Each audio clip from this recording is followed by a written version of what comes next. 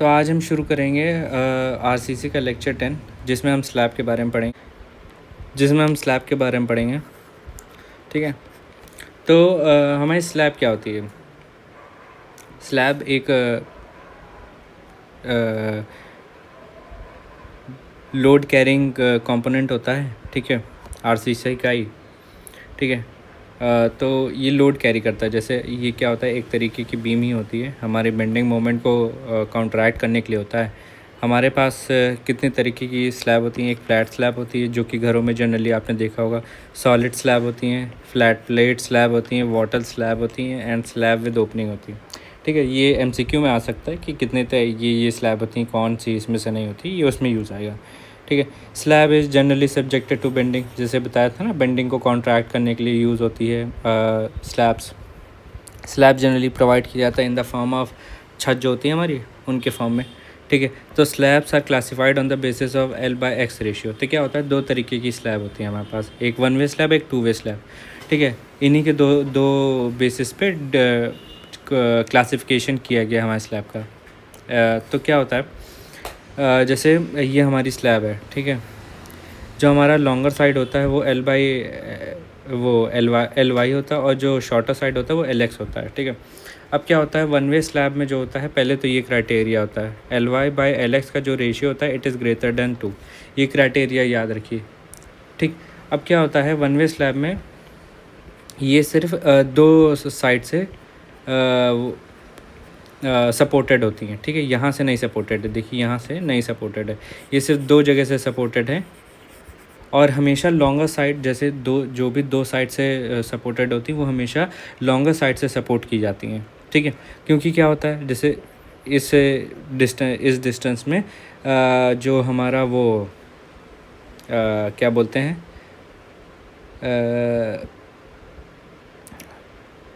Bending, जो मतलब bend कम होगी, बेसिक से चीज़ बता रहा हूँ कि इसमें बेंड कम होगा। जितना ज़्यादा डिस्टेंस होगा उतने चांसेस हैं कि वो बेंड होगी। ठीक है, बेंड होने से क्या होगा हमारी स्लैब में, वो हमारी स्लैब टूट जाएगी। तो उससे काउंटरैक्ट करने के लिए, टूटने से, वो हम लोग लॉन्गर साइड में सपोर्ट्स को प्रोवाइड करते हैं। ठीक है, बेसिक से इन्फॉर्मेशन ये तो आप समझ ही गए होंगे। ठीक है, it transfer the loads in one direction. ठीक है, main reinforcement is provided in the shorter direction. देखिए ये MCQ क्वेश्चन है, शॉर्टर डायरेक्शन में प्रोवाइड करते हैं। ठीक है, सपोर्टेड ऑन 2 साइड्स, ये बताई दिया था। Bend only in 1 direction along the shorter side, ये पॉइंट याद रखिएगा। अनइकोनॉमिकल होती है विद मोर डेप्थ, जितनी ज़्यादा डेप्थ होगी उतनी अनइकोनॉमिकल हो जाएगी। और डिस्ट्रीब्यूशन बार प्रोवाइड की जाती है ऑन द लॉन्गर साइड। ठीक है, डिस्ट्रीब्यूशन बार क्या होती हैं, ये लोड को डिस्ट्रीब्यूट करने में हेल्प करता है। देन 2 वे स्लैब में आते हैं, ये क्या होता है, LY/LX का रेशियो जो होता है वो 2 या 2 से कम होता है। इसमें चारों साइड से जो हमारी स्लैब है, ठीक है, उसे सपोर्ट किया जाता है। Transfer the load in 2 direction, supported on all 4 sides, deflection can occur on 2 sides. ठीक है, लॉन्गर और शॉर्टर दोनों, इकोनॉमिकल होता है और लेस डेप्थ भी इसमें अचीव होती है। और both the direction reinforcement is provided. ठीक है, मेन रीइंफोर्समेंट दोनों साइड में प्रोवाइड की जाती है। ठीक है, in design of 2 way slab, देखिए कुछ हैशटैग पॉइंट्स रख सकते हैं कि in design of 2 way slabs restrained at all edges, और टॉर्जनल रीइंफोर्समेंट जो प्रोवाइड किया जाता है वो 0.75 times of area of steel provided at the mid span होता है। अच्छा, इसे अभी रखते हैं, इसमें एक पेज ऐड करते हैं, पहले और चीज़ें प्रोविजनल डेटा पढ़ लेते हैं, फिर इस पे आते हैं। जैसे क्या होता है, देखिए कोडल प्रोविज़न के बारे में डिस्कस करते हैं। कोडल प्रोविजंस, इसमें हम लोग क्या डिस्कस करेंगे, बेसिक सी इन्फॉर्मेशन की। देखिए मिनिमम रीइंफोर्समेंट जो प्रोवाइड किया जाता है इन स्लैब इन माइल्ड स्टील, मिनिमम रीइंफोर्समेंट इन माइल्ड स्टील जो होती है वो 0.15% होती है। ठीक है, ऑफ ग्रॉस एरिया। और यहीं पे अगर HYST है, ठीक है, वो होती है 0.12%। जो हमारे माइल्ड स्टील में मिनिमम रीइंफोर्समेंट प्रोवाइड किया जाता है वो 0.15% ऑफ BD टोटल एरिया और 0.1% of the total area in HYSD steel. ठीक है, then minimum dia of a bar, minimum dia of bar जो मेन बार है, ठीक है, वो होती है, it should not be less than 10 mm for mild steel, ठीक, and should be not less than 8 mm of HYSG steel, ठीक है। ये याद रखिएगा कि 10 mm से कम नहीं होनी चाहिए माइल्ड स्टील में और 8 mm से कम नहीं होनी चाहिए HYSG स्टील में। Then dia of a main bar कितना होना चाहिए? Dia of main bar it should be 5 max, जो मैक्सिमम वैल्यू है, ठीक है। It should not be greater than thickness of member, thickness of member नहीं, स्लैब लिख लेते हैं, thickness of slab upon it, ठीक है। ये पॉइंट याद रखिएगा। जो हमारी dia of a main bar है, it should not be greater than thickness of a slab upon 8, ठीक है। और minimum dia of a main reinforcement bar के बारे में बात कर ही ली थी कि 8 mm होना चाहिए 10 mm होना चाहिए माइल्ड स्टील में और 8 mm होना चाहिए HYSG स्टील में। यहीं पे फिर main dia of distribution bar, main dia of distribution bar कितना होना चाहिए? It should not be less than 6 mm, ठीक है।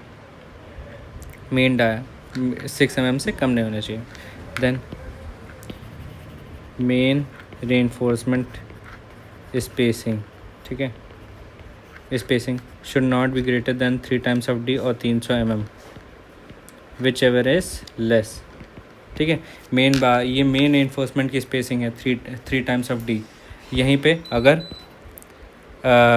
डिस्ट्रीब्यूशन रेनफोर्समेंट है, अगर डिस्ट्रीब्यूशन रेनफोर्समेंट स्पेसिंग, इसके बारे में अगर डिस्कशन करें तो it should not be greater than 5 times of D और 300 mm, whichever is minimum, ठीक। देन फिर slab is designed for 1 meter length, ये पॉइंट भी याद रखिएगा। डिज़ाइनिंग सिर्फ 1 मीटर लेंथ के लिए करते हैं हम लोग। देन कुछ एक्स्ट्रा हैशटैग पॉइंट्स कि 1 वे slab deflect partially parabolically and partially straight, ठीक है। ये पॉइंट बहुत इंपॉर्टेंट है। Partially parabolic and partially straight bend करती है। यहीं पे जो 2 वे स्लैब है, 2 way slab deflect parabolic in both direction, ठीक है। ये पॉइंट याद रखिएगा, काफ़ी इंपॉर्टेंट पॉइंट है, इसे अपने नोट्स में ज़रूर लिखिएगा, ठीक है। फिर अब इस पे बात करते हैं। देखिए, in design of 2 way slab restrained at all edges torsional reinforcement जो प्रोवाइड की जाती है। देखिए, टॉर्जनल रेनफोर्समेंट से रिलेटेड क्वेश्चन कम आते हैं, लेकिन अब जैसे लिखा है और आया हुआ कहीं, इसलिए मैंने लिख दिया है। और इसे आप याद कर लीजिए कि जो टॉर्जनल रेनफोर्समेंट जो स्लैब में प्रोवाइड की जाती है, ठीक है, when restrained at all edges, जो तो क्या होगा 0.75 times of area of steel provided at the mid span, ठीक है। इन 2 way slab torsional reinforcement provided at bottom and slab bottom and top face both side, ठीक है। जैसे टॉप और बॉटम दोनों साइड में टॉर्जनल रेनफोर्समेंट प्रोवाइड करते हैं in 2 way slab. Then torsional reinforcement required when both the meeting edges on slab are continuous, ठीक है। कोई भी तरीके की रेनफोर्समेंट नहीं रिक्वायर्ड होती है जब both the edges meeting of slab are continuous. Then minimum spacing necessary so that concrete can be placed easily, and maximum spacing is necessary for controlling cracks width and improving bonds। ये point बहुत important है। देखिए, minimum spacing required है। देखो क्या होता है, अगर ज़्यादा पास हम लोग ने रॉड्स प्रोवाइड कर दी तो क्या होता है, कंजस्टेड हो जाता है। उससे क्या होता है, प्लेस करना डिफ़िकल्ट हो जाता है। तो मिनिमम स्पेसिंग बहुत इंपॉर्टेंट है, रिक्वायर्ड है to place the concrete easily. Then maximum spacing is also necessary, क्योंकि उससे कंट्रोल किया जाता है क्रैक्स विड्स एंड इम्प्रूव और बॉन्ड्स को इम्प्रूव किया जाता है। देन कर्टेलमेंट ऑफ टेंशन, देखिए इस पॉइंट पे अभी डिस्कस करते हैं, ठीक है, अभी आके डिस्कस करते हैं। एक चीज़ और याद रखिए, चलिए उस पर भी अभी बाद में बताएंगे। Then minimum spacing of reinforcement horizontally. देखिए, ये तो हम लोग ने बीम में भी पढ़ा था कि जो स्पेसिंग हॉरिजॉन्टली जो हमारी स्पेसिंग होती है वो 5 mm plus largest dia of aggregate, ठीक है, या फिर dia of reinforcement of a larger bar whichever is maximum, उसके हिसाब से हॉरिजॉन्टल मिनिमम स्पेसिंग प्रोवाइड करते हैं। फिर से एक बार बोलेंगे, 5 mm, ठीक है, 5 mm plus largest dia of aggregate और dia of a reinforcement of a larger bar whichever is maximum. Then देखिए इस पे काफ़ी क्वेश्चन आता है, इफेक्टिव लेंथ ऑफ स्लैब पे, इससे काफ़ी क्वेश्चन पूछा जाता है क्योंकि एमसीक्यू में पूछना काफ़ी ईजी। तो ये क्या होता है, इफेक्टिव लेंथ, ऐसी लेंथ जो हमारे ऐसी लेंथ ऑफ स्लैब जो हमारे बेंडिंग में यूज़फुल है, ठीक है, जो बेंडिंग में पार्ट ले रही है उसे निकालने का क्या तरीका है, ठीक है। अगर हमारी सिंपली सपोर्टेड बीम है, ठीक है, एल इफेक्टिव जो है उसका फॉर्मूला है एल इफेक्टिव प्लस डी और L effective plus W. D है हमारा डेप्थ ऑफ बीम, लिख देता हूँ, डी है हमारा डेप्थ ऑफ स्लैब, ठीक है, और डब्ल्यू है width of support, width of support, ठीक है। अच्छा, जैसे मैंने लिखा है तो एल नॉट क्या है हमारा टोटल जो लेंथ है, तो L nought plus D, L nought plus W whichever is minimum, वो हमारी एल इफेक्टिव हो जाएगी in case of simply supported beam. यहीं पे फिर कैंटिलीवर आ जाती है। कैंटिलीवर अगर हमारी आइसोलेटेड बीम है तो L nought plus D by two होती है। डी क्या है हमारी डेप्थ, ठीक है। तो अगर हमारी कैंटिलीवर बीम है, स्लैब है, तो L nought plus D by two होता है डेप्थ ऑफ स्लैब। और यहीं पे जैसे फिर ये जैसे देखिए ये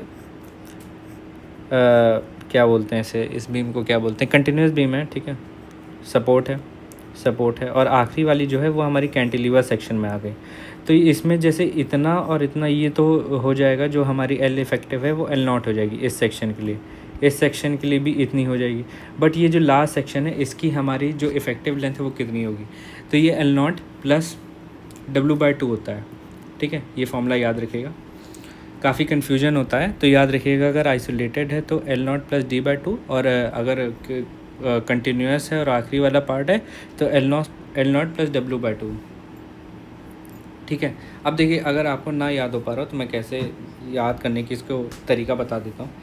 जैसे इसमें कोई सपोर्ट तो है नहीं, ठीक है, इसमें कोई सपोर्ट तो है नहीं, तो हमारे पास विदाउट सपोर्ट तो है नहीं, तो इसमें हम लोग सीधे डेप्थ लेंगे। लेकिन यहाँ पे हमारे पास सपोर्ट है, ये देखिए ये जो है ये पार्ट, ये हमारे पास सपोर्ट है, तो इसमें सपोर्ट का हम साथ लेंगे और इसमें डब्ल्यू बाई टू कर देंगे, ठीक है, याद रखिएगा।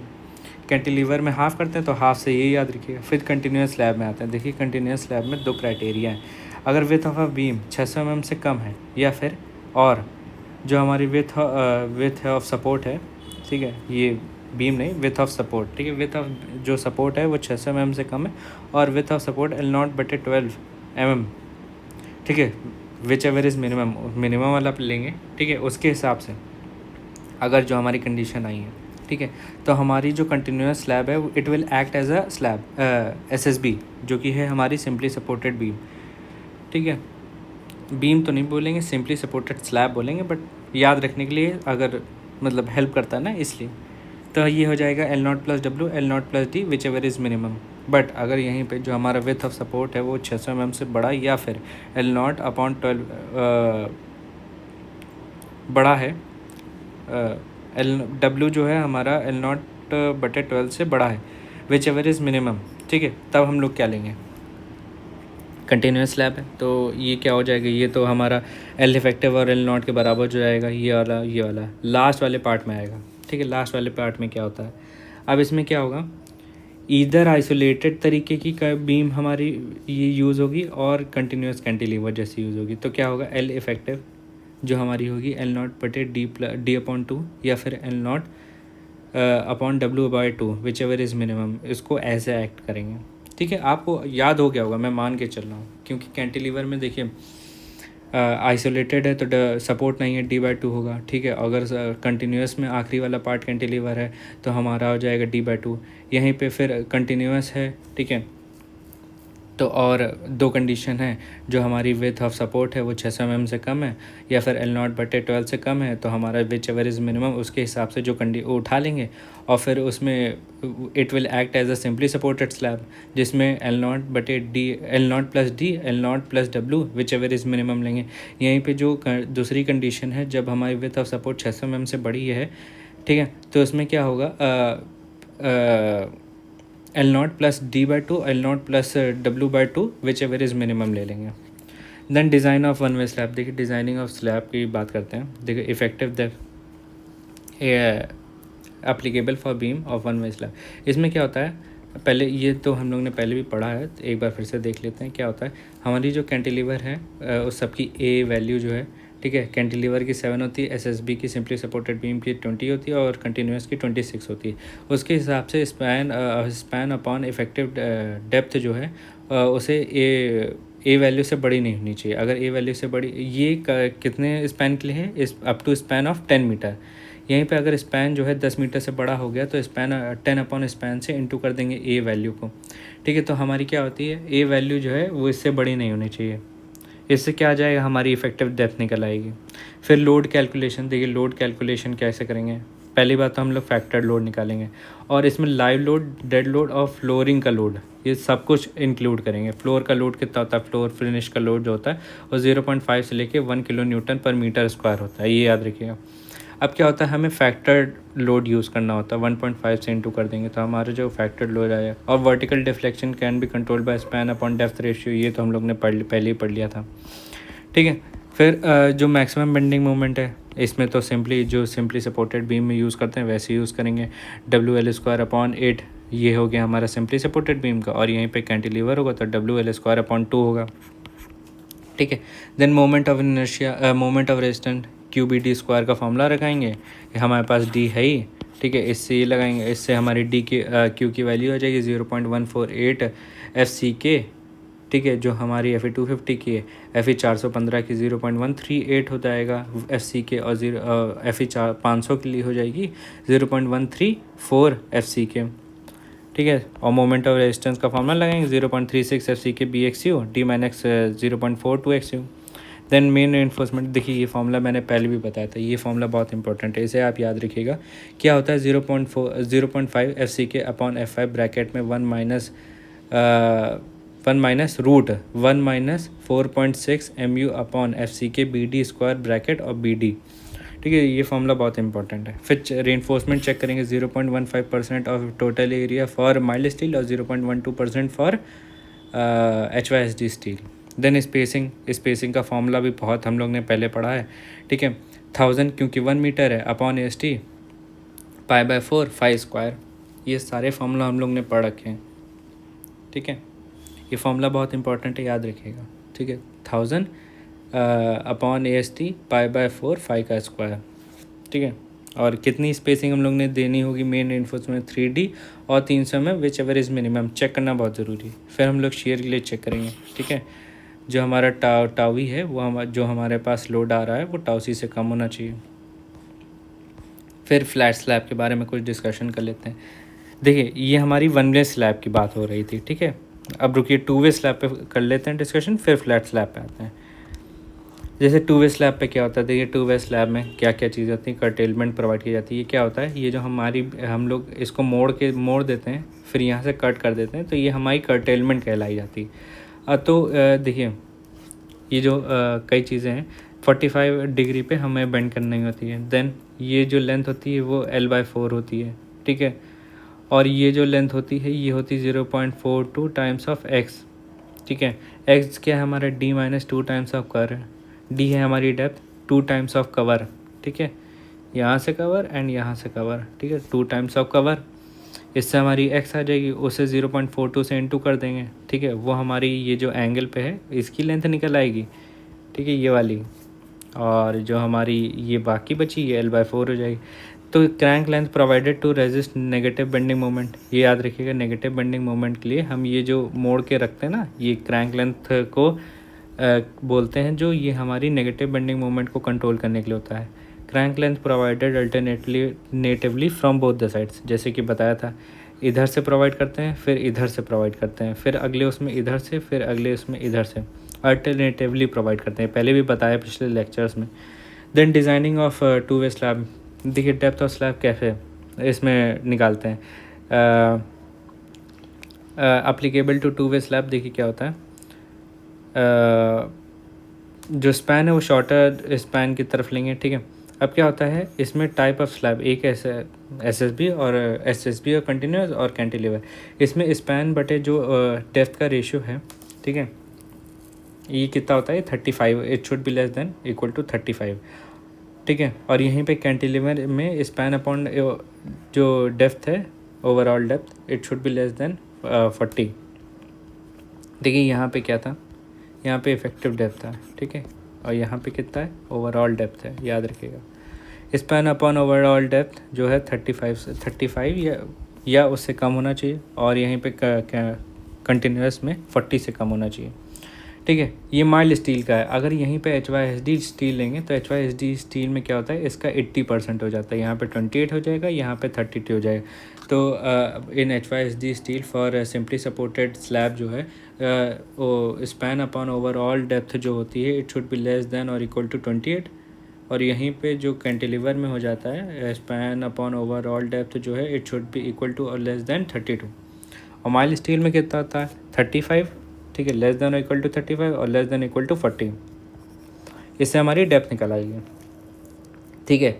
और depth of slab this is used to satisfy deflection up to 3 kilo newton. ये पॉइंट याद रखिएगा, ये सेटिस्फाई करता है up to the load of 3 kilo newton per metre square, ये पॉइंट याद रखिएगा, ठीक है। For up to span of 3.5 metre, ये सिर्फ 3.5 मीटर तक काम करेगा। फिर जब अगर स्पैन 3.5 मीटर से ऊपर चला जाएगा तो हमारी जो स्पैन अपॉन ओवरऑल डेप्थ जो है वो 25 से काम करेगी।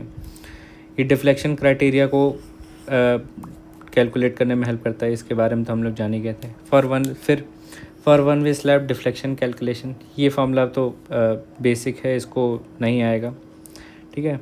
ये मेन फॉर रीइंफोर्समेंट और चेक फॉर शेयर ये भी देख लिया था। देन फ्लैट स्लैब के बारे में बात करते हैं, ठीक है। Slab directly rest on columns, पहली बात तो, अच्छा एक बात और थी, यहाँ पे था एक पॉइंट, ठीक है, ये रुकिए यहाँ पे लिख देता हूँ मैं। क्या होता है, जैसे ट्रांसफर्स रीइंफोर्समेंट प्रोवाइड की जाती है, transverse reinforcement provided for in slab, किस लिए प्रोवाइड की जाती है, पहली point to distribute effect of point load only, ठीक है, ये पॉइंट याद रखिएगा। टू ट्रांसफर्स रीइंफोर्समेंट प्रोवाइड किए जाते हैं to distribute effect of point load. फिर to distribute shrinkage and temperature cracks, ठीक है। देन इट कीप्स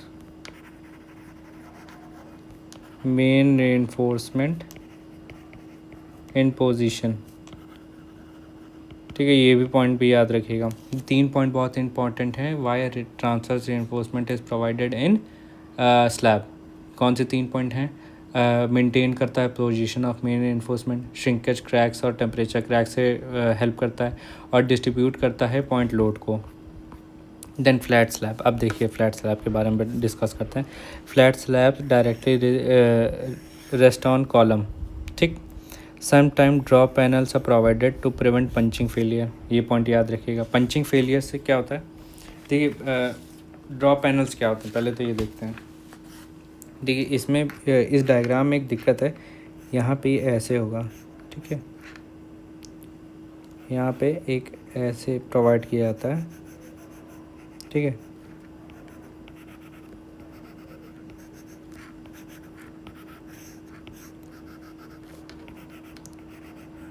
ये हमारा ये हो गया, ठीक है। तो क्या होता है ये जो है ये वाला पार्ट ये हमारा ड्रॉप पैनल होता है, ठीक है। और ये जो होता है इसे, ये वाला पार्ट जो है ये वाला, इसे क्या बोलते हैं, ये लाल वाले पार्ट को जो कलर कर दिया है इसे बोलते हैं कैपिटल कॉलम बोल सकते हैं, ठीक है। तो क्या होता है, ड्रॉप पैनल प्रोवाइड किया जाता है टू प्रिवेंट पंचिंग फेलियर। ये जो ड्रॉप पैनल है ये वाला पार्ट जो है ये पंचिंग फेलियर से प्रिवेंट करता है कॉलम को। Then behaviour is same as two way slab, याद रखिएगा, इसका जो बिहेवियर है it is same as two way slab. Then provide better aesthetics, lesser storey height and better load dispersion, ये पॉइंट भी याद रखिएगा। It can be provided for medium spans only, ये पॉइंट ज़रूर याद रखिएगा, मीडियम स्पैन्स के लिए प्रोवाइड किया जाता है। For flat slab spacing of reinforcement bars maximum of 2 times the thickness of slab, ठीक है। फ्लैट स्लैब जो है उसमें जो स्पेसिंग प्रोवाइड की जाती है वो मैक्सिमम जो प्रोवाइड की जा सकती है वो 2 times of the thickness of slab के बराबर है। Then proportioning of column head क्या होता है use in flat slabs is between 1/4 से लेके 1/5, जो proportioning of flat slab provide की जाती है वो 1/4 से लेके 1/5 प्रोवाइड की जाती है, ठीक है। और ये MCQ है, ये कहीं ना कहीं पहले आ चुका है। Then thickness of slab, minimum जो होती है थिकनेस ऑफ स्लैब 125 mm की होती है, ठीक है। ये पॉइंट याद रखिएगा। फ्लैट स्लैब में क्या क्या चीज़ें इंपॉर्टेंट है, एक तो 2 वे स्लैब जैसे एक्ट करती है, ठीक है। इसमें देन ड्रॉ पैनल प्रोवाइड किया जाता है to prevent punching failure. Then medium spans के लिए ही प्रोवाइड किया जाता है, जो इसमें स्पेसिंग प्रोवाइड की जाती है वो मैक्सिमम प्रोवाइड की जाती है 2 times the thickness of a slab. Proportioning of a column की जाती है इसमें 1/4 से लेके 1/5 तक। थिकनेस कितनी होती है 125 mm, ठीक है। देन ये है, ये एस्टैक पॉइंट है, ये इसका पार्ट नहीं है कि Rankine Grashof and Marcus theory gives bending moment और moment of resistance for 2 way slab, ये पॉइंट याद रखिएगा, MCQ है, ठीक है। रैनकाइन ग्रासॉफ और मेयर मार्कस थ्योरी जो है 2 तरीके की थ्योरी है। रैनकाइन, देखिए इन सबको पढ़ना नहीं है, ठीक है। ये MCQ क्वेश्चंस हैं, ये कहीं ना कहीं रिपीट होंगे ज़रूर, इसलिए हमको याद रखना ज़रूरी है, ठीक है। और कोई पढ़ाता भी नहीं, मैं आपको बता दूँ, BC पुनिया उठाइए, उसमें से अगर बहुत इच्छा हो पढ़ने की तो पढ़िए आप, ठीक है। नहीं तो चुपचाप जो रिसेंट क्वेश्चंस में या कहीं MCQ में हैं उन्हें रट लिए, सीधे कभी आए तो याद आ जाए, ठीक है। तो Rankine Grashof and Marcus theory जो है इट गिव्स बेंडिंग मोमेंट और moment of resistance in 2 way slab. In 2 way slab lifting of corners occurs due to torsional moments on slab, ये पॉइंट याद रखिएगा। जो 2 वे स्लैब होता है उसमें लिफ्टिंग ऑफ, जैसे क्या होता है किनारे जो होते हैं वो लिफ्ट कर जाते हैं, ठीक है। और वो मतलब आपको इतना पता नहीं चलेगा लेकिन वो लिफ्ट कर जाते हैं, उनकी लिफ्टिंग से क्रैक डेवलप होते हैं। तो लिफ्टिंग क्यों होता है, it is due to torsional moments. Then amount of reinforcement for main bar in slab is based on maximum bending moment, ये भी याद रखिएगा। कितनी हमें reinforcement प्रोवाइड करनी है, इट इज़ बेस्ड ऑन कितना हमारे उस पर बेंडिंग मोमेंट आ रहा है, ठीक है। तो यहाँ पे हमारा जो स्लैब है पूरा होता है, ठीक है। कल से हम लोग फुटिंग पढ़ेंगे, ठीक है। और ये हमारा लास्ट लेक्चर होगा, इसके बाद RCC कंप्लीट हो जाएंगे, कुछ एक्स्ट्रा पॉइंट्स और न्यूमेरिकल्स बचेंगे, उनको फर्दर डिस्कस करेंगे आगे, ठीक है। आज के लिए इतना रखते हैं, लाइक शेयर और सब्सक्राइब कीजिएगा, थैंक यू।